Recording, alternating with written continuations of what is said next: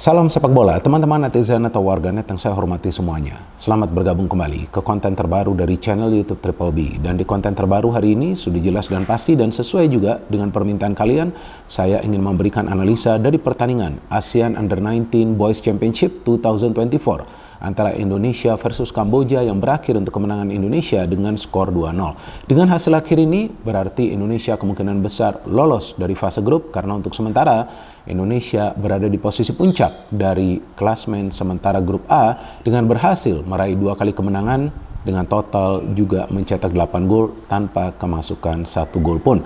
Artinya di pertandingan terakhir nanti pada tanggal 23 Juli lawan Timor Leste, pertandingan terakhir di fase grup, Indonesia hanya membutuhkan 1 poin untuk bisa memastikan lolos ke babak semifinal. Tapi kan yang menarik di pertandingan semalam, para pemain kita mengalami kesulitan yang luar biasa ya untuk bisa mencetak gol, bahkan harus menunggu sampai menit ke 71 atau 72 ya untuk bisa mencetak gol pertama. Itu pun gol yang dicetak melalui sebuah set piece. Jadi kita bisa melihat bahwa para pemain kita di pertandingan kedua ini mengalami kesulitan untuk bisa bekerja sama.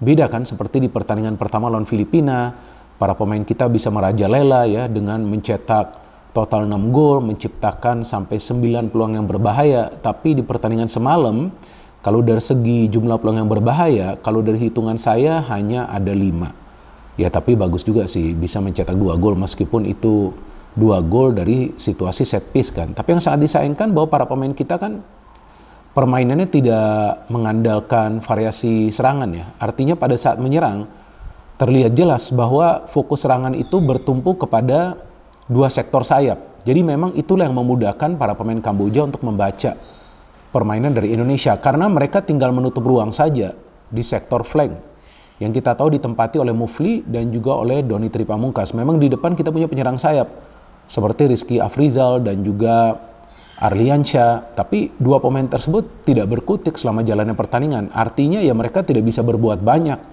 tidak bisa memberikan kontribusi seperti yang mereka lakukan di pertandingan lawan Filipina karena memang para pemain Kamboja, tentunya pelatih mereka ya sudah meminta para pemainnya untuk bisa mengawasi pergerakan para pemain Indonesia dari sektor flank. Maka itu pada saat kita melihat para pemain Indonesia membangun serangan, nah para pemain Kamboja dengan mudah bisa mematahkan serangan-serangan tersebut terutama di babak pertama. Maka itu di babak pertama kita hanya bisa menciptakan 2 peluang on target. Satu dari Tony Firmansyah dari jarak jauh ya, dari luar kotak penalti yang bisa di save oleh penjaga gawang dari Kamboja. Terjadi situasi rebound tapi dia bisa menangkap bola kembali. Dan satu lagi dari Arkan Kaka, ya peluang yang sebetulnya tidak begitu berbahaya tapi kan on target ya, melalui sundulan kepala. Nah artinya dengan permainan yang monoton seperti ini ya terlihatlah kesulitan bagi para pemain kita untuk create chances. Kalau gak bisa create big chances, ya gimana caranya bisa mencetak gol. Maka itu kan, pada saat pertandingan baru berjalan mungkin 25 atau 30 menit kan sudah ada pergantian pemain. Saya lupa ya persisnya menit keberapa, tapi di babak pertama, Figo yang ditarik keluar kan, dan Welber Jardim dimainkan. Kenapa? Karena kita tidak punya pemain yang bisa menjadi penghubung ke lini depan dari lini tengah. Jadi dalam formasi 3-4-3 itu bukan berarti bahwa segala sesuatu serangan itu bertumpu ke 2 sektor sayap, tapi juga harus ada pemain dari tengah yang menjadi penghubung dan harus ada 1 pemain di tengah yang menjadi filter dari serangan para pemain tim lawan agar ketika ada counter attack maka tim tersebut tidak akan terekspos pertahanannya. Nah yang terjadi di babak pertama pada saat para pemain kita bermain dengan garis pertahanan yang tinggi, hampir semua pemain terlibat dalam proses serangan. Nah kita kecolongan beberapa kali dari counter attack, betul kan? Walaupun para pemain Kamboja tuh ya gak bisa juga menciptakan peluang dan mereka memang tidak mau bermain terbuka, mereka memilih bermain bertahan total. Ya kalau mereka bermain terbuka pastilah mereka akan kemasukan banyak gol ya karena para pemain kita kan lebih unggul ya dari segi kecepatan dan juga tentunya dari segi skill. Jadi memang mereka menunggu momen pada saat para pemain kita lengah dan memang para pemain kita banyak melakukan kesalahan. Di babak pertama ya, di babak kedua sih jumlah kesalahan sudah mulai berkurang. Tapi di babak pertama itu banyak sekali kesalahan yang membuat penguasaan bola itu lepas dari para pemain kita yang bisa dimanfaatkan oleh para pemain Kamboja untuk membangun counter. Masalahnya karena hampir semua pemain kita terlibat dalam proses serangan, pada saat recover itu terlambat. Ada 2 pemain di tengah seperti Figo dan juga Tony itu sama-sama maju. Nah ini bahaya. Seharusnya yang maju dalam formasi 3-4-3 itu hanya 1. Nah contoh ya, saya bukan ingin membandingkan tapi saya memberikan contoh. Di timnas senior. Nah itu kan yang maju lebih banyak adalah Tom Hay. Ya sesekali bolehlah Ivar Jenner maju atau juga Nathan Choaon. Sebelumnya pada saat memang Ricky Kambuaya bermain, nah Ricky Kambuaya yang lebih sering maju. Pada saat Marcelino bermain di tengah, lebih banyak Marcelino yang maju. Tapi akan ada satu pemain yang stay. Tapi ini kan ya bahaya juga. Semua pemain ikut maju, pada saat recover mereka terlambat. Nah tampaknya juga mereka ingin terburu-buru mencetak gol. Nah artinya di match kedua ini para pemain justru tampil tegang. Nah ini yang saya bingung. Padahal lawannya juga adalah lawan yang lemah gitu, Kamboja kan. Yang memang kita tahu dari segi rekam jejak belum pernah lolos dari fase grup di kejuaraan AFF U19. Jadi ini karena tampil tegang, semua pemain terlibat dalam menyerang, serangannya juga terus memberikan umpan kepada sektor sayap, main cutback, main memberikan crossing, ya boleh juga sih main crossing asalkan akurat kan. Ya cuma satu yang akurat itu, yang diberikan bola kepada Arkan Kakak kan, dia hampir mencetak gol. Kemudian ada juga peluang dari Arli di dalam kotak penalti, bukannya dia umpan ke Arkan Kakak, dia syuting langsung. Jadi tampak para pemain kita agak tegang di babak pertama itu, ingin mencetak gol secara cepat. Padahal ya ini kan lawan bukan lawan yang kuat, harusnya bisa bermain lebih tenang. Gimana coba kalau sudah ketemu Thailand atau Vietnam di pertandingan kedua?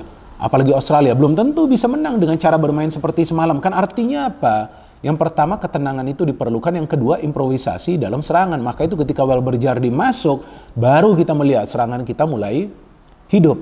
Dan saya jujur nih ya, saya terkejut. Saya kan siaran nih ya, pada saat 1 jam sebelum match itu dimulai atau 45 menit sebelum match dimulai kan saya dapat tuh starting lineup. Nah saya kaget, tidak ada perubahan di starting lineup dari Timnas Indonesia U19. Nah kenapa saya kaget? Karena ini match kedua, dan di match pertama itu kita sudah melihat bahwa ada beberapa pemain yang sulit untuk perform. Sehingga tidak ada salahnya juga jika dilakukan rotasi untuk memberikan menit bermain kepada pemain-pemain lain. Mumpung lawannya adalah tim yang lemah. Tapi mungkin juga dari Indra Safri menginginkan agar chemistry di antara para pemain dipertahankan, maka itu dia tidak melakukan perubahan di starting lineup. Oke, ya gak masalah tidak melakukan perubahan. Tapi ternyata kan terlihat bahwa para pemain kita tidak bisa efektif dalam membangun serangan untuk bisa menciptakan peluang. Jadi percuma saja ball possessionmu sampai 99%, tapi sulit menciptakan big chances. Jadi memang dia mau tidak mau akhirnya melakukan perubahan dengan memainkan Welber Jardim, dan itu lebih hidup. Kemudian di babak kedua yang saya tunggu memang kapan Jens Raven ini akan masuk.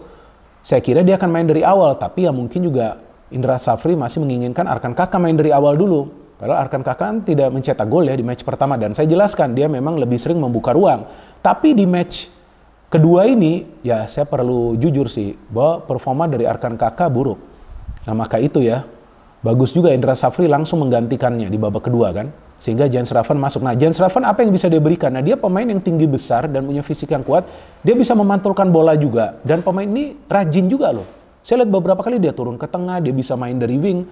Jadi perlu ada pergerakan yang fleksibel atau mobile dari para pemain kita untuk membuka deadlock. Karena ini para pemain Kamboja sebetulnya bukan parkir bis, tapi mereka sewa gunung, jadi ditaruh tuh gunung yang besar, yang menyulitkan para pemain kita untuk bisa menciptakan peluang dari open play. Maka itu yang diharapkan bisa menciptakan peluang dari situasi bola mati, seperti lemparan ke dalam, ya kan beberapa kali itu dilakukan, ya kan oleh Mufli kalau nggak salah kan, tapi kan nggak banyak bisa menciptakan peluang yang berbahaya. Sebelum akhirnya kan bisa mencetak 2 gol dari set piece. Nah gol pertama ini menarik juga ya, pada saat memang Caviato Rizky dimainkan juga di babak kedua, dia lebih skillful, dia lebih kreatif. Nah baru kita melihat permainan kita lebih mencair.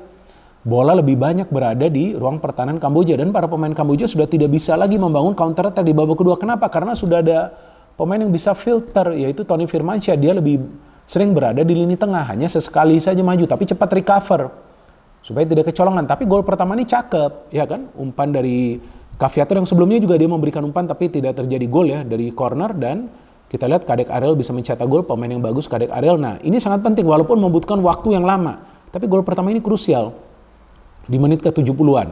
Nah setelah itu kita lihat bahwa serangkaian upaya dari para pemain kita memang tidak berhasil, walaupun tidak banyak peluang yang berbahaya, tapi kemudian mereka bisa mencetak gol lagi pada saat Caviator kembali memberikan umpan. Dan saya melihat di sini peran besar dari Jens Raven yang melakukan pergerakan untuk menutupi penglihatan dari pemain Kamboja lainnya, dan ketika bola lewat dari Jens Raven ternyata di sana ada Iqbal yang bisa mencetak gol kedua bagi timnas Indonesia. Jadi artinya di pertandingan semalam para pemain kita mengalami kesulitan yang luar biasa menghadapi tim yang memang bermain defensif, tapi seandainya para pemain kita bisa membangun serangan secara bervariasi, mungkin juga bisa mencetak gol dari open play. Karena yang kita lihat minimnya kreativitas atau improvisasi dalam serangan dari menit-menit awal yang membuat para pemain kita akhirnya frustasi. Dan saya jujur mengatakan bahwa permainan dari timnas Indonesia semalam monoton karena tampak jelas bisa dibaca oleh para pemain Kamboja. Dan bagus saja atau untung saja kita bisa memanfaatkan 2 kali corner kick untuk bisa mencetak gol walaupun kita mendapatkan cukup banyak corner. Jadi ya saya pikir ini sekarang pertandingan semalam merupakan sebuah pertandingan yang perlu dievaluasi ya oleh jajaran pelatih, dan juga tentunya para pemain perlu introspeksi diri terhadap penampilan mereka walaupun ini memang bukan pertandingan final dan memang tidak ada target untuk menjadi juara dari Piala AFF, tapi kan tim ini dipersiapkan untuk bisa lolos ke Piala Dunia. Artinya pada saat lawan tim seperti Kamboja saja kesulitan untuk mencetak gol pada saat bermain defensif, bagaimana caranya nanti jika bertemu tim yang lebih kuat yang juga memikirkan cara yang defensif untuk menggagalkan para pemain kita mencetak gol kemudian main counter. Nah Kamboja counternya gak bagus, tapi seandainya lawannya tim yang lebih kuat mungkin counternya bisa jauh lebih bagus. Tapi pada intinya timnas kita menang dan kita perlu bersyukur bahwa timnas kita bisa menang, dan kita perlu memberikan apresiasi kepada para pemain yang bekerja habis-habisan di atas lapangan, bekerja keras, luar biasa perjuangan mereka. Tapi ingat ya, nanti pada saat ketemu tim yang lebih kuat harus bermain lebih cerdas lagi, jangan sampai monoton seperti pertandingan semalam, karena jujur saya melihat permainan monoton seperti itu adalah permainan tempo dulu. Jadi kalau dulu tuh memang lebih sering memberikan ke sayap, crossing kiri, crossing kanan, tapi ya kita lihat ya kalau tim yang lemah ya bisa saja itu berguna. Tapi pada saat ketemu tim yang sudah mengetahui cara bermain dari timnas Indonesia, walaupun tim yang lemah juga, mereka menyulitkan para pemain kita untuk meraih kemenangan. Tapi kita sebagai pemain ke-12 perlu terus support timnas Indonesia teman-teman. Kalaupun kita ingin memberikan kritik seperti yang tadi saya berikan, kritikannya itu sesuai dengan fakta dalam cara bermain dari timnas Indonesia U19, bukan dari perjuangan para pemain. Perjuangan dari para pemain luar biasa. Kita perlu support terus dan kita harapkan di next match lawan Timor Leste ya minimal mendapatkan 1 poin agar bisa lolos ke semifinal, dan kita tunggu nanti siapa lawan di semifinal. No hate, no politics, only football. Salam sepak bola.